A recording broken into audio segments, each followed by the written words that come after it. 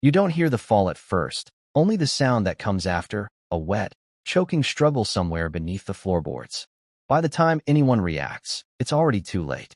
A man named Richard Carter has vanished into the darkness below his own home, swallowed by a pit that had been filling for years, layer by layer.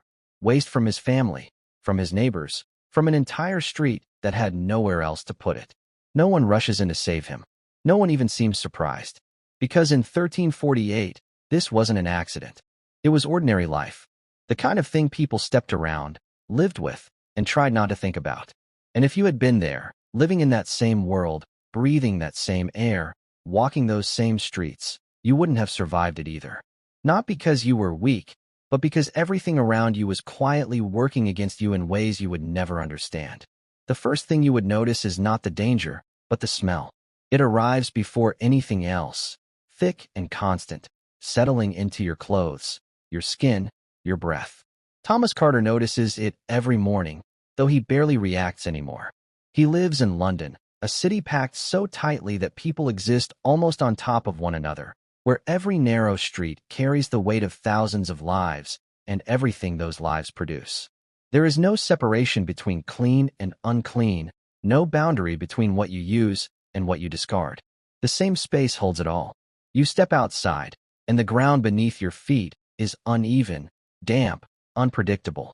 You learn quickly not to look too closely, because once you see it, you cannot unsee it. And yet, this is normal. This is what life looks like when there is nowhere else for anything to go. Thomas moves carefully, keeping to the edges of the street where he can, though it makes little difference. Above him, windows open without warning, and what comes down is rarely water. People shout before they empty their chamber pots, a habit turned into law, but the warning does not always reach you in time. Even when it does, there is nowhere safe to stand. The city carries a constant awareness that something might fall, something might spill, something might spread. And over time, you stop reacting. You accept it. You adapt, because there is no other choice. The smell follows you everywhere, into your home, into your sleep, into the food you eat. It becomes part of you. Inside, the space offers little relief. Thomas shares a single room with his wife Mary and their son William. The air is thick, unmoving, heavy with the presence of 3 people and everything they bring in from the outside. Their bed is stuffed with straw that shifts and rustles in ways that feel alive. At night, when the world quiets, you feel it more clearly, the faint movement beneath you, around you, small lives feeding and multiplying.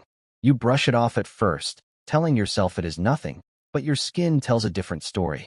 It itches constantly, a low, persistent irritation that never fully fades. You scratch without thinking, breaking the skin, opening small pathways you cannot see. Clothing does not change often. It cannot.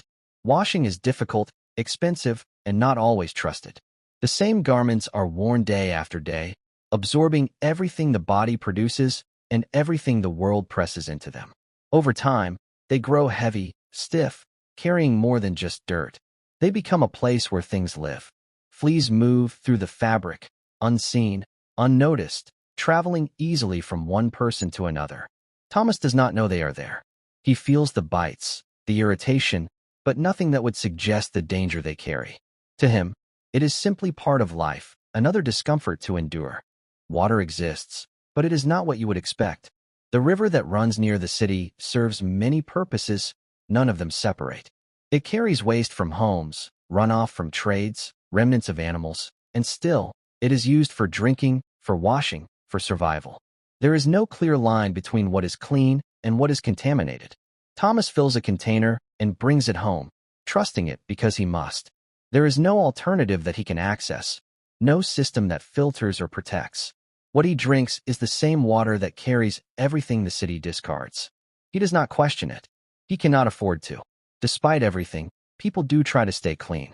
Thomas washes his hands when he can, his face each morning, following habits passed down through generations. Mary keeps their space as orderly as possible, wiping surfaces, shaking out linens, doing what she believes will keep her family safe. There are bathhouses in the city, places where people gather to wash more thoroughly, to feel, for a moment, removed from the constant layer of dirt. But even these are complicated. Some believe bathing too often weakens the body. opens it to illness. Others avoid it for reasons tied to morality, to reputation. So washing becomes inconsistent, uncertain, shaped by belief as much as by need. At first, the illness feels distant. Thomas hears about it in fragments, small conversations in the street, whispers that pass quickly and then fade. Someone falls sick in another part of the city, then another. The symptoms sound strange, unsettling, but not yet immediate. Life continues, because it must. Work does not stop, responsibilities do not disappear.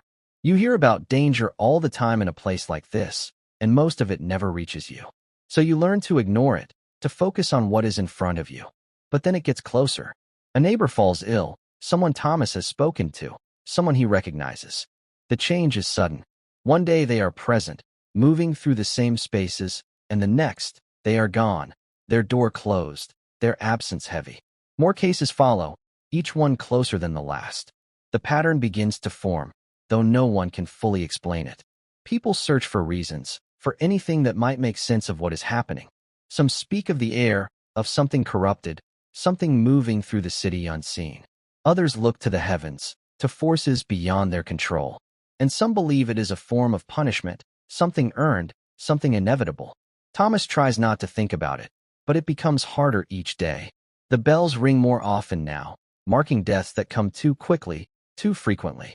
The city feels different, quieter in some places, more frantic in others. People move with urgency, avoiding contact when they can, yet forced into closeness by the nature of their world. There is no real distance here, no way to separate yourself completely. Every interaction carries a risk, though no one can define exactly what that risk is. When Thomas begins to feel unwell, it is subtle at first. A tiredness that lingers longer than it should, a heaviness in his limbs that does not match his work. He dismisses it, as anyone would. There is always a reason to feel tired in a life like his. But then comes the fever, a heat that builds from within, difficult to ignore. Mary notices the change, the way he moves more slowly, the way he pauses, as if gathering strength. Concern grows, but there is little she can do beyond what she already knows. The swelling appears soon after. Painful, sudden, unmistakable. Thomas feels it before he fully understands it. A deep ache that sharpens with each movement. He touches his neck, his arm, and finds it, something foreign, something wrong. Fear settles in, quiet but undeniable. Around him, he has seen this before, in others, in the stories that have been spreading. He does not need anyone to explain it. Mary stays close, caring for him as best she can. She brings water, adjusts his bedding, does everything she believes might help. But every moment she spends near him places her in danger. This is the cruel reality of the world they live in. Caring for someone you love becomes a risk that cannot be avoided, only accepted. There is no protective knowledge, no clear instruction on how to stay safe. There is only instinct, and instinct says to stay, to help, to be present. Outside, the city continues its search for answers. Remedies are tried, some rooted in tradition, others in desperation. People carry herbs, burn materials to cleanse the air, attempt to counter something they cannot see. Doctors, such as they are, rely on beliefs that have guided them for years, balancing humors, releasing blood, applying treatments that feel logical within their understanding. But nothing stops the spread. Nothing slows it in a meaningful way. The illness moves through the city with a consistency that feels unstoppable. What no one realizes is that the danger is not just in the sick, but in everything they touch. Clothing, bedding, shared spaces, all carry traces of the illness, all become part of its movement. The fleas that live within the fabric, feeding quietly, act as carriers, passing something deadly from one person to another without detection. It is not the air alone, not the visible signs, but a network of small, unseen interactions that drive the spread. And without the knowledge to recognize this, every attempt to fight it misses the mark. As Thomas grows weaker, the outcome becomes clearer. His strength fades, his awareness slipping in and out. Mary watches, helpless, doing everything she can within the limits of what she knows. Around them, similar scenes unfold in countless homes, each one a reflection of the same struggle, the same uncertainty. The city is no longer just a place of life and activity, but a place of loss, of absence, of spaces left behind. For those who survive, the world that remains is changed. Streets once filled with people grow quieter, homes stand empty, fields go untended. The scale of what has happened is difficult to grasp, even for those living through it. It is not just the loss of individuals, but the loss of structure, of systems that depended on those individuals. Life continues, but it does so in a different form, shaped by what has been taken away. And yet, the most striking part of this story is not just the scale of the loss, but the reason it was so difficult to prevent. It was not a lack of effort, not a complete disregard for cleanliness or health. People tried, in the ways they understood, to maintain hygiene, to protect themselves and their families. They washed, they cleaned, they built systems that made sense within their world.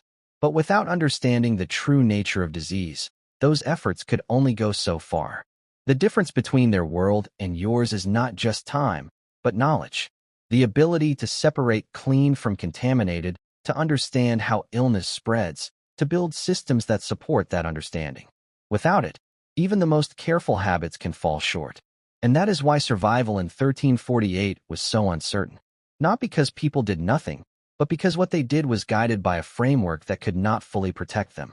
So if you place yourself in that world, in Thomas Carter's place, living the same life, making the same choices, you begin to see how narrow the path to survival truly was. Every step, every habit, every interaction carried weight, often in ways that could not be seen or predicted. And that is what made it so dangerous. Not a single moment, not a single decision, but an entire environment working quietly, consistently, against you.